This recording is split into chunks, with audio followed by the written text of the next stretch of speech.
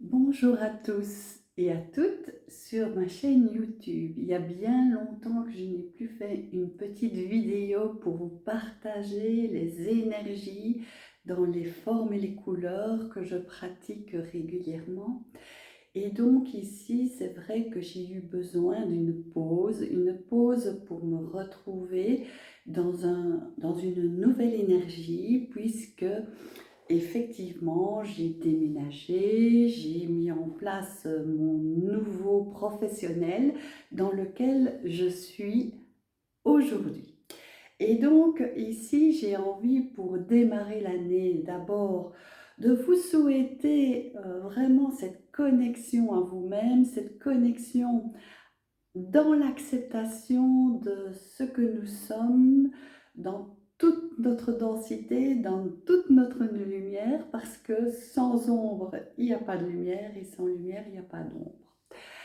Eh bien, c'est aussi pouvoir se reconnecter. Et donc, c'est vrai que quand on est comme ça dans un nouveau chemin, dans une nouvelle situation, eh bien, on a besoin, en tout cas moi, j'ai eu besoin de faire une pause, que ce soit énergétique, vibratoire ou même dans l'action à travers ce que je partage.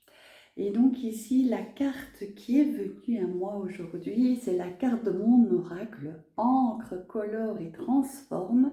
Ce jeu de 99 cartes où l'énergie est ici, eh bien, on voit bien que c'est la carte de vie de la créativité, du retour à la sensation et également à l'intérieur de soi, aux émotions et à la multitude des facettes qui peuvent jalonner notre intérieur.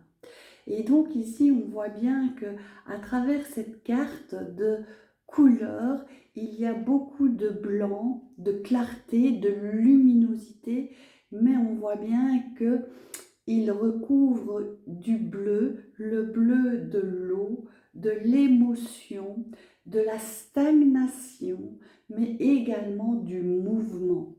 Et il y a aussi une grande part de vert qui arrive, qui est aussi la notion du printemps, mais aussi la notion de guérison intérieure, et le jaune ici aussi dans l'équilibre des émotions, dans la réalité, dans l'ancrage, dans le centrage de ce que nous vivons ici et maintenant.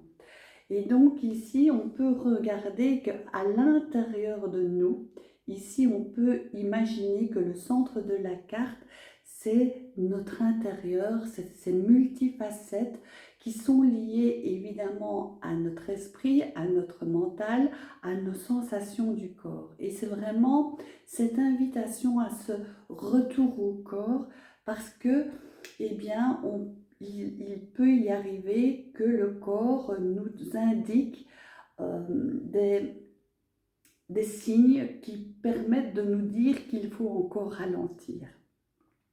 Et en l'occurrence, moi j'ai senti que je devais ralentir parce que mes épaules me font un peu mal, le dos il est un peu aussi dans des tensions.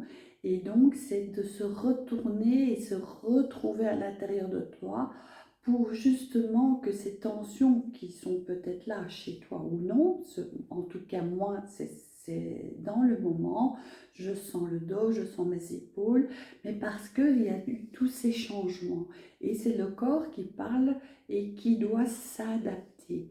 Et donc ici, eh bien, l'adaptation, c'est de nouveau dans ce ralentissement, mais un ralentissement ne veut pas dire une stagnation, il veut dire simplement de ralentir, mais de continuer à avoir des objectifs, même tout petits soient-ils, avoir des raisons de faire des choses de manière vraiment bien concrète. Et c'est de faire des petits pas dans ce sens, de retrouver les sensations de son corps, retrouver la compréhension de son corps et savoir que notre mental, eh bien, il influe le corps et que le corps influe le mental. C'est dans les deux sens. Et c'est comme ça que le ralentissement nous permet une meilleure compréhension, un meilleur discernement. Et donc, on peut également, dans ces sensations du corps, se rendre compte aussi de l'émotion qu'il y a derrière. Est-ce qu'il y a des peurs? Est-ce qu'il y a de la tristesse? Est-ce qu'il y a peut-être de la joie refoulée? Tous ces mécanismes d'émotion, si on ne les libère pas et si on n'est pas dans une situation qui permet de libérer ça, eh bien, c'est que quelque part, on n'a pas suffisamment d'estime, de confiance en soi. Parce que quelque part, c'est que l'extérieur nous impacte encore et toujours. Et c'est OK. Et c'est d'accueillir cette part-là dans notre humilité, de se dire que c'est juste, ça doit passer, mais passer avec l'intensité qui est dans le ici et maintenant. C'est aussi de faire face à ces émotions et de les vivre pleinement, qu'elles soient désagréables ou agréables, parce qu'elles nous donnent une indication de ce qui se passe à l'intérieur de nous et de pouvoir avancer et élaborer vraiment la vie qui est en nous, la vie qui coule à travers nos veines, à travers notre esprit, à travers nos mouvements, à travers les sensations. Et donc cette carte ici nous invite à cette canalisation que j'ai faite à travers cet oracle. Utilise densité, ombre pour dévoiler la lumière divine de l'expérience de vie. Fais de tes sensations premières compréhension de claire connaissance.